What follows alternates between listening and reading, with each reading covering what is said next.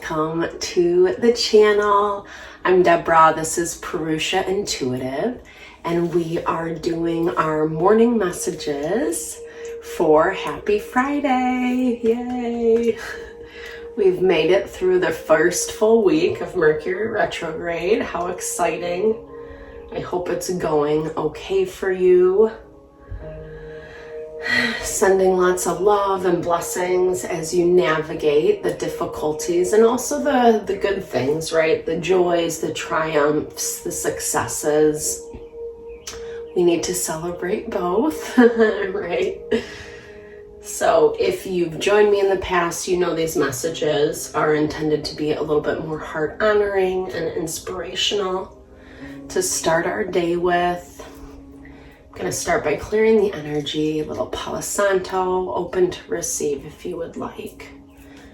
Release anything that does not serve us so that we can draw to ourselves the highest and best energy, right? All right, guys, welcome. Let's get into it.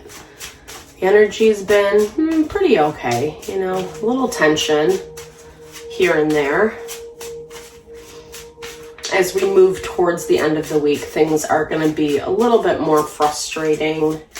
Check out the Mercury retrograde astrology video if you're interested a little bit more about that. Otherwise, just enjoy these messages. All right, let's get into it. Okay, so energy. So really kind of focusing on our energy, what our source of energy is, where we receive this from, right? Like, what rejuvenates you? What recharges you? How do you kind of get that fuel? Oh, rejuvenation legit just popped out of the deck. Can't lie. But yeah, like, where do you source your fuel? We always kind of have to check in with ourselves and make sure that we're giving ourselves that love and care. Ooh, jumpy this morning. Okay. So protection and communication. That's so true, right? Like, we're in a time where communication is the focal point. It's heightened. It can be messy, aggressive, difficult, or non-communicative, right? Non-communicative. Sorry, that one took a second to come out. You know, sometimes we don't want to talk about the hard stuff, or we just get annoyed and we don't want to, we avoid, right?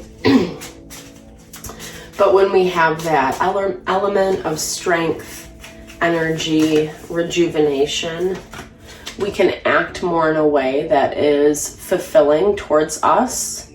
We can also connect a lot better with our manifestations, right? We need energy for those manifestations to come into being. If you've ever felt it, it's like, you know, you have a goal in place and you're working really hard and you're doing everything and it feels amazing, right? And then you have one of those days where nothing works and it's horrible feeling. And that's the difference between like having energy, being in the flow, being in alignment, not forcing the issue. And we need both experiences for that manifestation. Let's not forget that, right?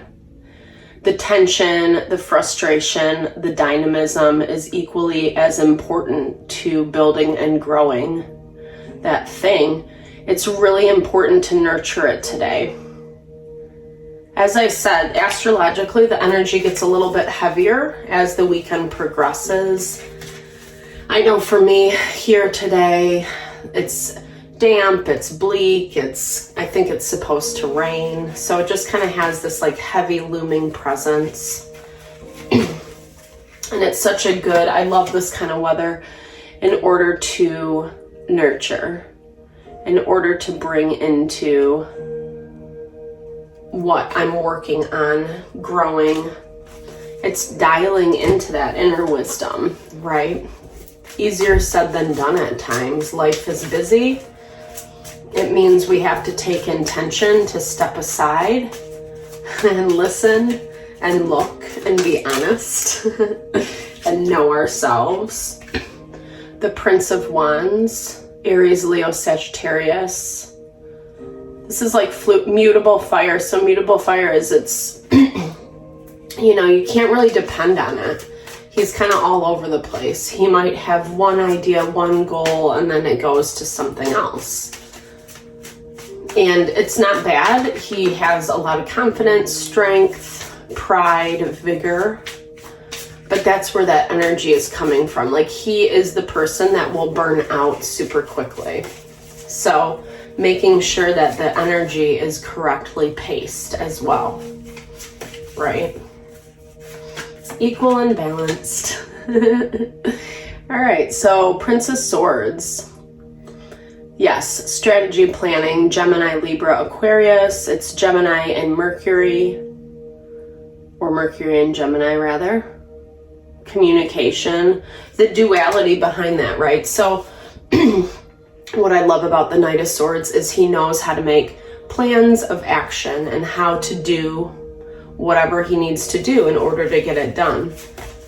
When we see a situation not working out how we want it to, when we see that duality, that's when we have to flip our script, right? That's when we have to find new, creative, inventive ways to go about things.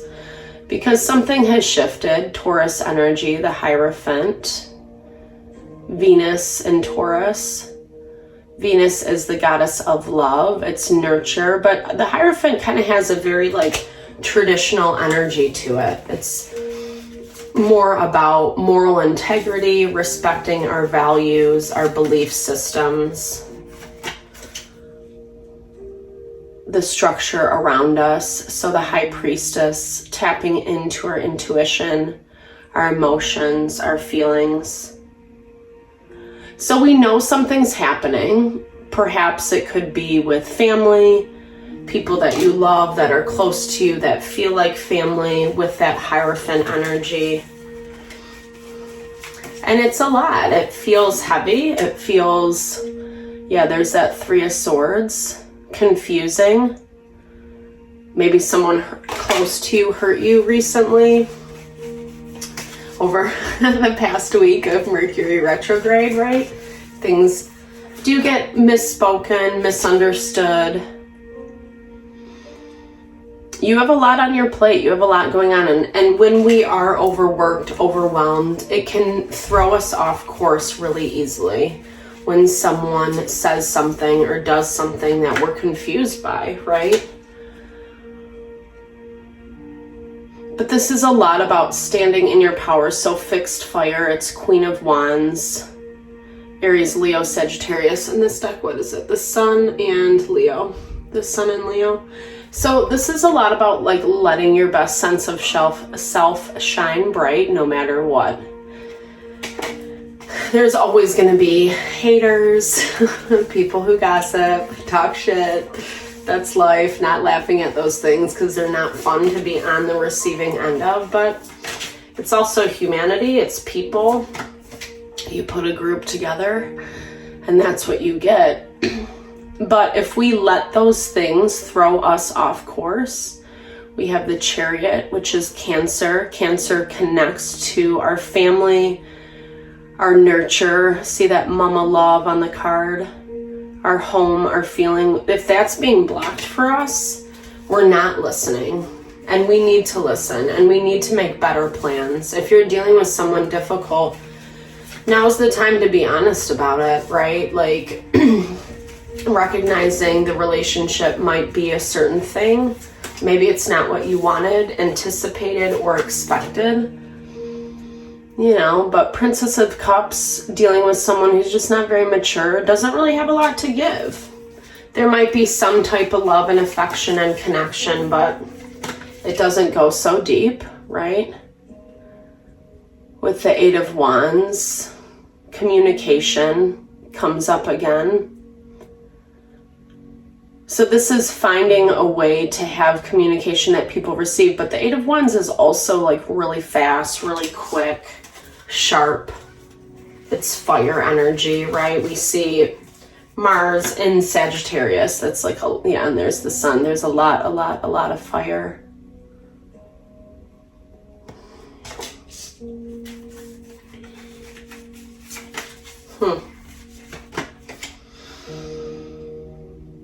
Okay, so I don't know. It's just like a weird energy. It's resistant, someone who's not really allowing things to come in, keeping it really simple, keeping it really, maybe not even saying much, or when they communicate, it's only in a certain way about certain things. You know, kind of like you can tell when people are placating you, when they're just trying to appease you or the situation so they can kind of move on with their day. That's what I'm hearing. And here's the thing. I think you know all this, but I feel like it depletes your energy. It's exhausting. It distracts you from what you're working to do, what you're trying to manifest. And it's taking that extra level, that extra step of tapping into your wisdom and trusting yourself, like trusting yourself. That's what I keep hearing. You know, whether it's this person doing it intentionally or not, we have to trust how we see things, how we pick up what those energy, the little, you know, antennae are telling us. You are a little bit, you know, restricted in this situation. I don't feel like this is something that you can completely, or would not be a good idea in this time to have a conversation about. They could be trying to talk to you, or maybe not. Or like I said, they might be keeping it like really superficial, really surface. There's not a lot of balance. I don't know, like whether it's you guys just keep missing the mark. Because there is some type of interest. You know, it doesn't have to be romantic. It can be a friend, family member, like we talked about, someone at work, career. And there is, yeah, 2 of Pentacles, or no, that's 4 of Pentacles. Yeah, it's just like someone who really self-protects. It's not going to change. Yes, do they like you? Do they want a certain thing? For sure. But remember, it's coming from a space where, like I said, they don't really have a lot to give. It is a little immature, it's naive. And it's slow pace, right? It's not as, if you are like in the newer stages of building and growing, or you haven't known them forever, it's gonna take time. This person likes a lot of attention. They'd like a lot of affirmation with this sun energy. So sometimes it's really hard to communicate with people like that if they need you to, you know, just constantly placate their ego. You know, it doesn't feel like this connection or situation is very balanced, and I think that's what you pick up, but maybe the desire for connection outweighs you validating what you see. But you know what it is, and I think that there might be a little bit of conflict. There might be conflict on the horizon. Whether it happens this weekend or not is to be determined. I don't think anything will, if I'm honest. But it's bubbling underneath the surface. You know, this might actually manifest towards like the end of Mercury retrograde, where you either do have tension and conflict, or you have to have a very honest conversation with this person or individual. And that's why it's really important to kind of protect your energy, work to build and grow like what you need, you know, kind of like setting that foundation. When we take care of ourselves, when we're in our routine, in our practice, it makes it way, way easier to, again, come from a space that like we're honoring ourselves, especially when dealing with trickier relationships or people that aren't really being 100% clear. Okay. All right. So I'm actually going to read this out of the book, Ancestral Light, because I really like this book a lot. I think it's like very, okay. So this is dealing with our ancestors, with our lineage, right? We inherit certain things from our family, our parents, our grandparents, etc. And a lot of times when ancestral stuff pops up, it's about healing something that might be subconscious within us, or maybe they're dealing with something subconscious within them, and that's where that confusion is coming into play. It says it helps you find the treasures hidden in your past. It takes healing way back and brings forward soul learning, rolling it into the future, but letting go of the experiences that created it. So challenging, right? Tension, dynamism, it brings to the surface what we need to look at. Mercury retrograde is also doing that. And this helps balance that. It actually helps us see it for what it is, have a clear perspective, and then know how to incorporate that wisdom, that knowledge, that understanding towards future lessons. Any disease you're carrying is ancient and has passed down through the ancestral line. It relates to prevailing attitudes and forbidden emotions that have kept firmly repressed, as well as ancient traumas and family dramas. Take note of your dreams. Family secrets come to the surface. A radical rethink is called for on all that you think and believe and allow yourself to feel. The ancestors are those who have gone before, not just your bloodline. Heal them and heal yourself. I love that. I think it's such a amazing message. Like, even if that's not something you naturally gravitate towards, healing ancestral lineage, it is a really beautiful concept, and I think it plays so nicely into, you know, our life path, our dharma here on earth. Part of the reason why we're here, to grow, to evolve, to release and let go of the toxicity, right? The things that really don't serve us, that aren't heart honoring. And it's easier said than done, right? Healing is not easy. It takes work, it takes intention. We often find, my microphone. I was gonna say, we often find a lot of like pain in those places, right? Three of Swords energy. But you know, like, pain is part of that process. It's part of the healing. It's part of the growth. It's part of the evolution. It's painful, but it like when we acknowledge and deal and cry and scream and, you know, kind of let ourselves express what has been kept up inside so long, it's release and it's letting go and breaking up that disease.